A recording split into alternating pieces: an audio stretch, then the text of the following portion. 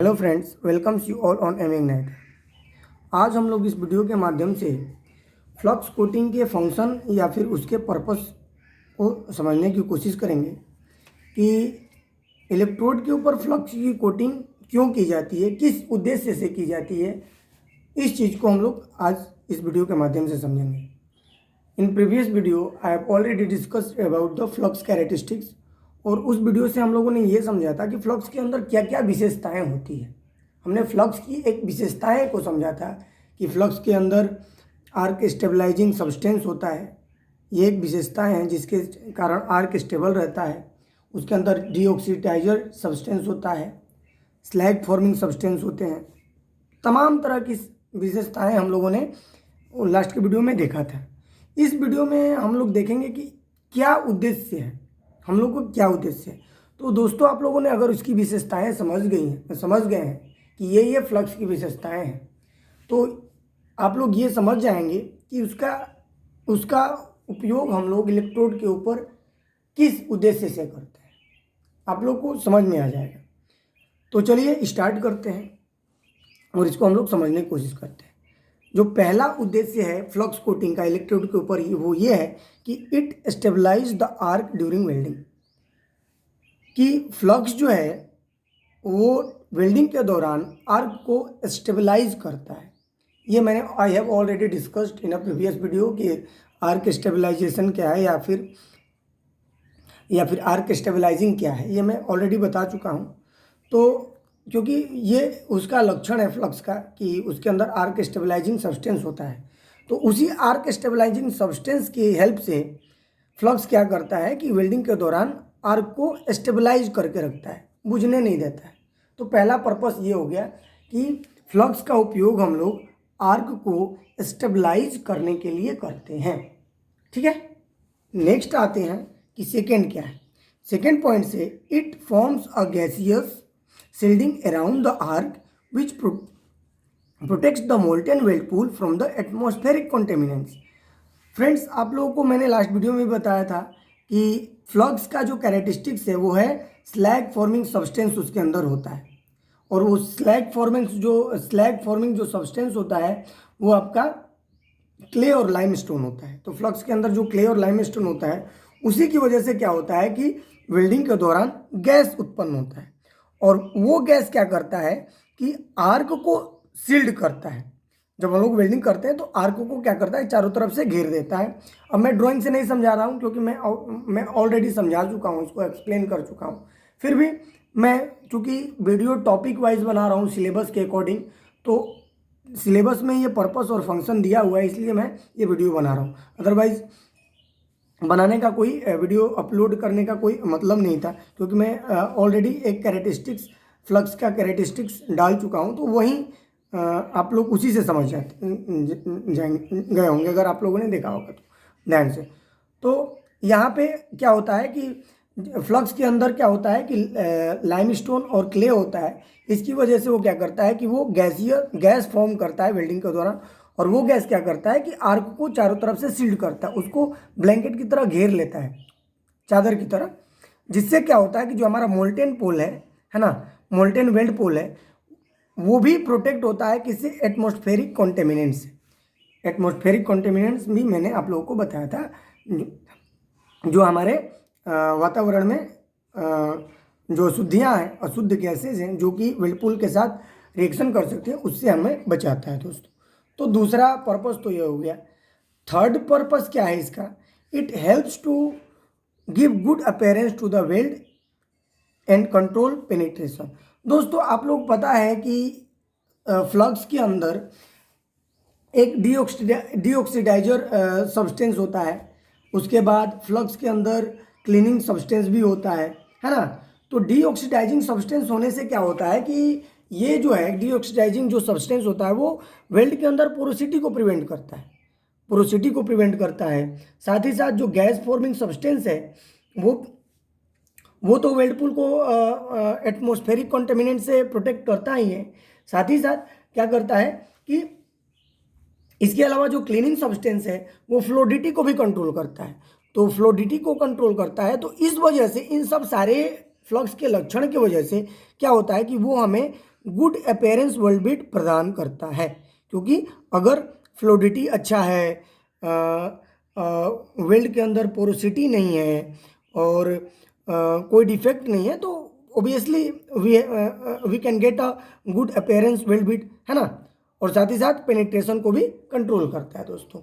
तो ये सब चीज़ें, ये थर्ड पर्पस फ्लक्स कोटिंग करने का है कि फ्लक्स कोटिंग से हमें गुड वेल्डिंग अपीयरेंस मिलता है दोस्तों, ठीक है।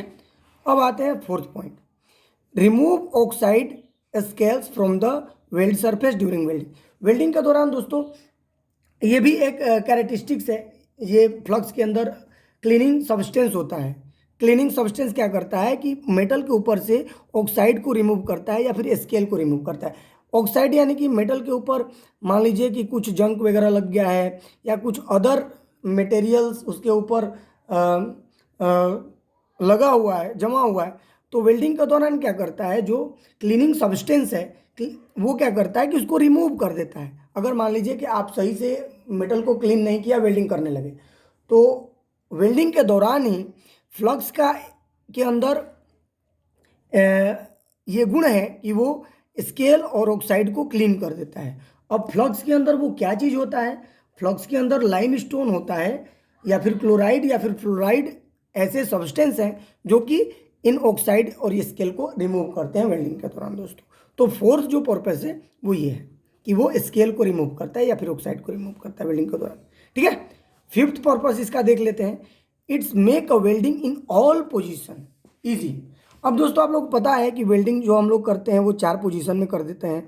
मैं आप लोग पता है, फिर भी मैं लिख देता हूँ यहाँ पे दोस्तों। मैंने यहाँ पे लिख दिया है कि ऑल पोजीशन में हम लोग जनरली 4 पोजीशन यूज करते हैं वेल्डिंग के लिए, flat position, horizontal position, vertical position और ओवरहेड पोजीशन।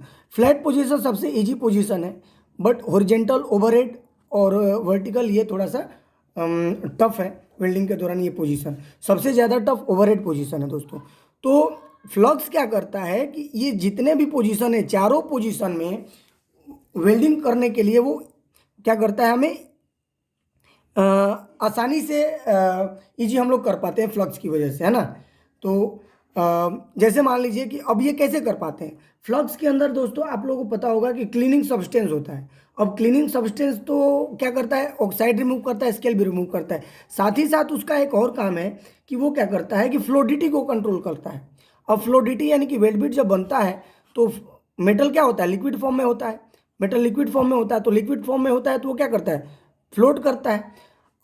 तो इस चीज़ को अगर कंट्रोल नहीं किया जाए तो हम लोग वेल्डिंग सारे पोजीशन में नहीं कर पाएंगे। तो फ्लक्स के अंदर ये गुण है कि वो क्या करता है कि ये जो वेल्डपिल जब लिक्विड फॉर्म में रहता है तो उसके फ्लूइडिटी को कंट्रोल करता है, और उसी की वजह से हम लोग क्या करते हैं कि आसानी से किसी भी पोजीशन में वेल्डिंग कर पाते हैं दोस्तों। तो इसीलिए हम लोग कहते हैं कि फ्लक्स जो है वो सारे पोजीशन में वेल्डिंग हमें जो फ्लक्स की वजह से हम लोग क्या करते हैं कि सारे पोजीशन में हम लोग आसानी से वेल्डिंग कर पाते हैं दोस्तों। तो ये हो गया। फिफ्थ है, it retreat it retards the rate of cooling of the deposited weld metal by covering with slag and improve it's mechanical properties. Flux जो है फ्रेंड्स वो क्या करता है कि कूलिंग रेट को क्या करता है कि कम करके रखता है, रिटार्ड्स यानी कि कम करना, है ना। तो कूलिंग रेट को कूलिंग जो रेट है उसको कम करके रखता है। अगर आप लोग पता होगा कि अगर अब फास्ट कूलिंग होता है तो उस फास्ट कूलिंग से क्रैक वगैरह होने का ज़्यादा चांसेस होता है। तो ये क्या करता है कि फास्ट कूलिंग को रोकता है और उसे स्लो कूलिंग करता है दोस्तों, है ना, धीरे धीरे ठंडा होने देता है।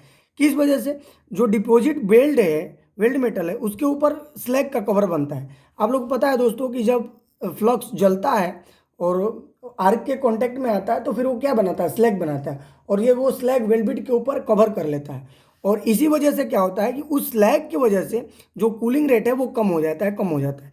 और कूलिंग रेट कम होने से क्या होता है कि क्रैक वगैरह का चांस नहीं होता है। साथ ही साथ इसी से हम लोग का क्या होता है कि मैकेनिकल प्रॉपर्टी भी इम्प्रूव होती है दोस्तों, है ना। क्योंकि फास्ट कूलिंग होगा तो मैकेनिकल प्रॉपर्टीज में भी चेंजेस होगा और क्रैक्स वगैरह आने का ज़्यादा चांसेस होता है।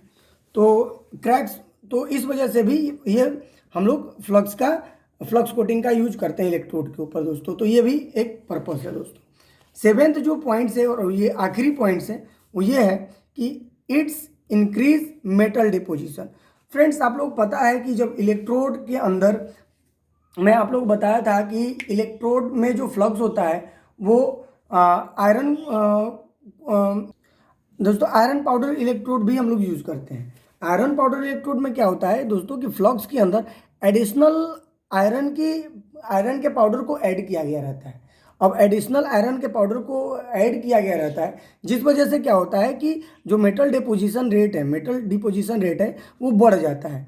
क्योंकि इलेक्ट्रोड तो अपने आप में एक आयरन है, इलेक्ट्रोड का कोर वायर, और साथ ही साथ जो इसके ऊपर फ्लक्स है उसमें भी हमने क्या किया कि फ्लक्स में भी आयरन पाउडर ऐड कर दिया। तो इलेक्ट्रोड का कोर वायर मेल्ट हुआ, साथ ही साथ फ्लक्स के साथ जो आयरन पाउडर है वो भी मेल्ट होता है। तो अब ये दोनों मेल्ट होकर के वेल्डेड बनाते हैं। तो इस वजह से क्या होता है कि हमारा जो मेटल डिपोजिशन है वो इंक्रीज हो जाता है। तो इन्हीं पर्पस या फिर इन्हीं का उद्देश्य की वजह से हम लोग क्या करते हैं कि इलेक्ट्रोड के ऊपर फ्लक्स की कोटिंग किया जाता है दोस्तों। आई होप आप लोगों को ये समझ में आया होगा। अगर आप लोग को ये टॉपिक समझ में नहीं आया होगा तो प्लीज़ मेरा जो पिछला वीडियो है फ्लक्स कैरेक्टरिस्टिक्स, वो वीडियो आप लोग देखें, फिर इसे देखेंगे तो आप लोगों को आसानी से समझ में आएगी, क्योंकि वहाँ पे मैंने सारा डिटेल में समझाया है। तो इस वीडियो को उसके बाद देखेंगे तो आप लोग को समझने में काफ़ी ईजी रहेगा और आप लोग समझ पाएंगे दोस्तों। फिलहाल इस वीडियो में इतना ही। Thank you for your kind attention.